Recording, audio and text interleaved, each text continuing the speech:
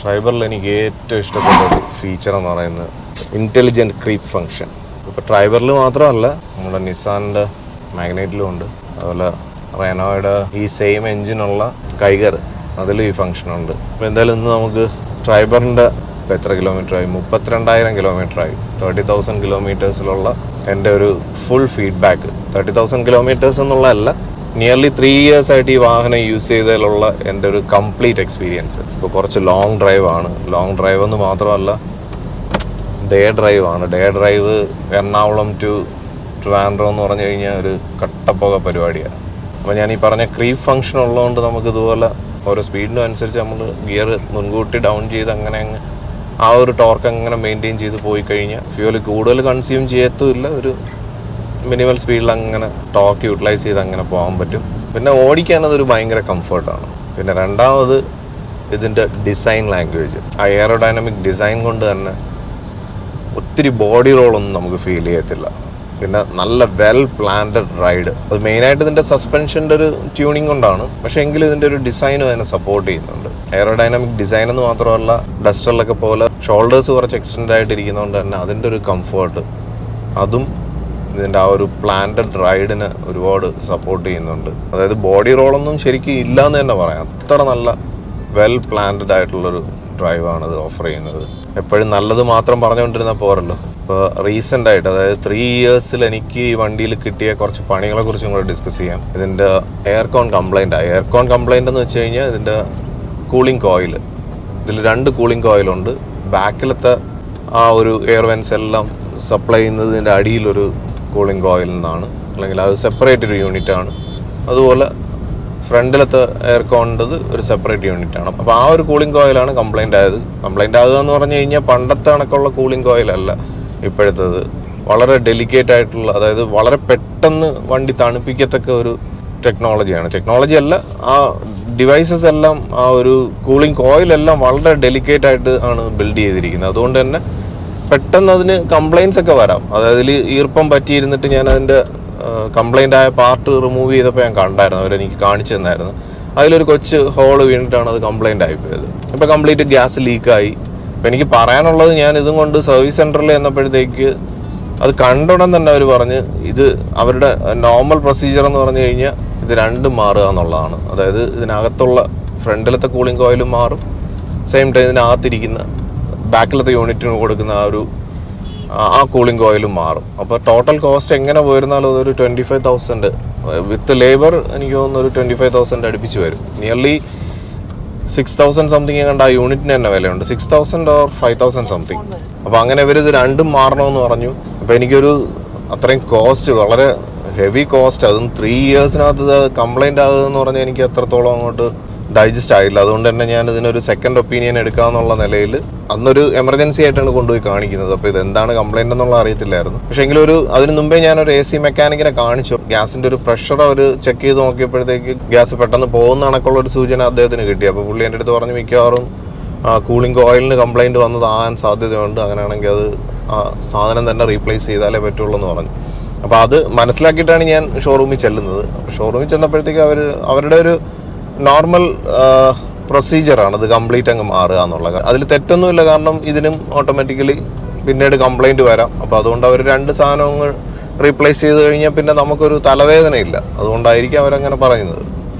സംഭവം ഞാനിതും കൊണ്ട് പുറത്തുള്ളൊരു AC മെക്കാനിക്കിനെ കൊണ്ടുപോയി കാണിച്ചു. അത് ട്രിവാൻഡ്രത്തുള്ള വളരെ ലീഡിങ് ആയിട്ടുള്ള, എനിക്ക് തോന്നുന്നു ഒരുപാട് വർഷങ്ങളായിട്ട് അവർ ഈ ഒരു മേഖലയിൽ ഒരു പയനിയർ ആയിട്ടുള്ളൊരു AC മെക്കാനിക്കാണ്. അദ്ദേഹത്തിനെ കാണിച്ച് ഞാനിങ്ങനെ ഈ ഇങ്ങനെയുള്ള റേറ്റ്സിൻ്റെ കാര്യങ്ങളൊക്കെ പറഞ്ഞപ്പോൾ ഷോറൂമിൽ ഇത്രയും കോസ്റ്റ്ലി ആയതുകൊണ്ട് അതിനെന്തെങ്കിലും ഒരു ആൾട്ടർനേറ്റീവ് ഉണ്ടോ, ജെന്യൂൻ ആൾട്ടർനേറ്റീവ് തന്നെ നമുക്ക് വേണം.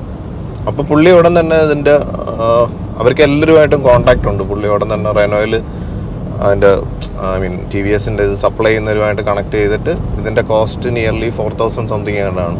പുള്ളി ഇതിനകത്ത് ചെവി വെച്ച് നോക്കിയിട്ട്, അതാണ് ആ ഒരു എക്സ്പേർട്ട് ടെക്നീഷ്യൻ്റെ ഒരു കഴിവാണ് ഞാൻ പറയുന്നത്. ആളിത് ഫില്ല് ചെയ്തു. ആദ്യം ഒരു നൈട്രജനെ കണ്ട് ഫില്ല് ചെയ്ത് നോക്കും. എന്നിട്ട് അതിൻ്റെ ലീക്ക്, അത് എത്ര പെട്ടെന്ന് ലീക്കായി പോകുന്നു എന്നുള്ളതാണ് നോക്കുന്നത്. പക്ഷെ ആളിത് ഫില്ല് ചെയ്ത് കഴിഞ്ഞിട്ട് വണ്ടി ഓൺ ചെയ്ത് ഇതിൻ്റെ fan propeller AC unit start ചെയ്ത ഉടൻ തന്നെ ഇവിടെ ചെവി വെച്ച് നോക്കിയിട്ട് പറഞ്ഞ് ഇതിനകത്തിരിക്കുന്ന ആ കൂളിംഗ് കോയിലാണ് കംപ്ലൈൻറ്റ്. അപ്പോൾ അത് മാറിയാൽ ചിലപ്പോൾ നമുക്കിത് ഫിക്സ് ചെയ്യാൻ പറ്റും.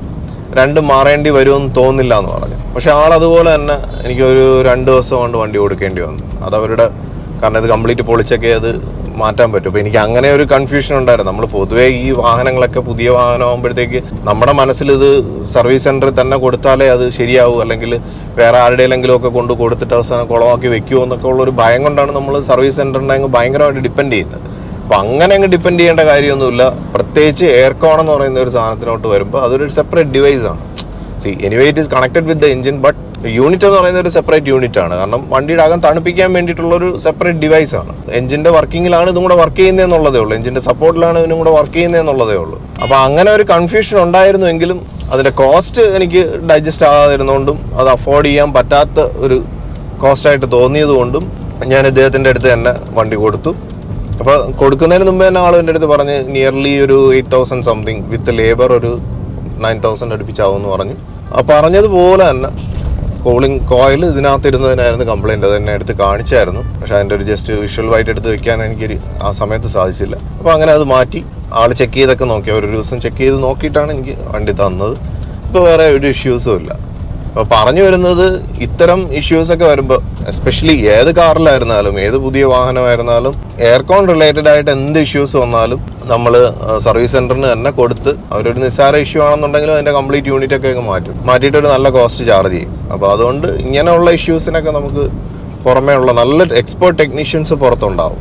അത് നമ്മൾ മനസ്സിലാക്കി തന്നെ കൊടുക്കണം. കാരണം ഇല്ലെന്നുണ്ടെങ്കിൽ അവർ ചിലപ്പോൾ സ്പോയിൽ ചെയ്തുകളയും ചെയ്യും. കാരണം ഇതിൻ്റെ ഡാഷ് അടിക്കുന്നതിലായിരുന്നു എനിക്കൊരു ഭയം ഉണ്ടായിരുന്നത്. But done so neatly. ഒരു രീതിയിൽ നമുക്കത് മനസ്സിലാകാത്ത വിധത്തിൽ അവർ വളരെ, കാരണം അവർക്കിത് ചെയ്ത് പരിചയമുണ്ട്. ഇത് മാത്രമല്ല ഇതിനേക്കാളും ലക്ഷറി ആയിട്ടുള്ള വാഹനങ്ങളൊക്കെ അവർ പണി ചെയ്യുന്നതാണ്. അപ്പോൾ അതുകൊണ്ട് വളരെ ഈസി ആയിട്ടത് മാറ്റി തന്നു. അപ്പോൾ എന്തായാലും 3 ഇയേഴ്സിനകത്ത് ട്രൈബറിൽ ഈ ഒരു ഇഷ്യൂ വന്നതിൽ ഞാൻ ഒത്തിരി ബോധേഡായിരുന്നു. കാരണം ഞാൻ ഇതുവരെ യൂസ് ചെയ്തിട്ടുള്ള ഒരു വാഹനങ്ങളിലും സുസുക്കിയുടെ വാഹനങ്ങളാണ് യൂസ് ചെയ്തിട്ടുള്ളത്. പക്ഷെ അതിലൊന്നും ഇതുവരെ അങ്ങനെ ഒരു ഇഷ്യൂ ഫേസ് ചെയ്തിട്ടില്ല. അപ്പോൾ പുള്ളി തന്നെ ഈ ടെക്നീഷ്യൻ തന്നെ എൻ്റെ അടുത്ത് പറഞ്ഞു, ഇപ്പോൾ പൊതുവെ പുതിയ വാഹനങ്ങളിലൊക്കെ വളരെ ഇൻസ്റ്റൻ്റ് ആയിട്ട് കൂൾ ചെയ്യുന്ന സിസ്റ്റമാണ്, അത് വളരെ ഡെലിക്കേറ്റ് ആണ്. അപ്പോൾ അതുകൊണ്ട് കംപ്ലയിൻസ് ഒക്കെ വരാറുണ്ട്. കോമൺ ആയിട്ടുള്ള ഇഷ്യൂ തന്നെയാണ് ഇപ്പോൾ ഈ വാഹനത്തിലൊന്നും മാത്രമല്ല.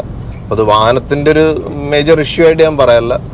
എങ്കിലും 3 ഇയേഴ്സിനകത്ത് ഇങ്ങനെ സംഭവിച്ചപ്പോഴത്തേക്ക് എനിക്കതൊരു നെഗറ്റീവായിട്ട് തന്നെ തോന്നി. പിന്നെ സർവീസ് സെൻറ്ററിൻ്റെ കോസ്റ്റും അവർക്ക് ഈ 2 യൂണിറ്റും മാറേണ്ട കാര്യമൊന്നും ഉണ്ടായിരുന്നില്ല. അവർ 2 യൂണിറ്റും മാറുക എന്നുള്ളതാണ് അവരുടെ പോളിസി. അതിനോട് എനിക്ക് ഒരു വിയോജിപ്പുണ്ട്. കാരണം വെറുതെ ആ ഒരു യൂണിറ്റ് മാറി അതിനും കൂടെ പൈസ എടുക്കുന്നതിൻ്റെ നിങ്ങൾ കംപ്ലൈൻറ്റ് എന്താണെന്നുള്ളത് നിങ്ങൾക്ക് റെക്ടിഫൈ ചെയ്യാൻ പറ്റുമെന്നുണ്ടെങ്കിൽ അത് മാത്രം മാറിയാൽ പോരെ. അപ്പോൾ അത് കുറച്ചൊരു കടന്ന കൈയായിട്ട് എനിക്ക് തോന്നുന്നു.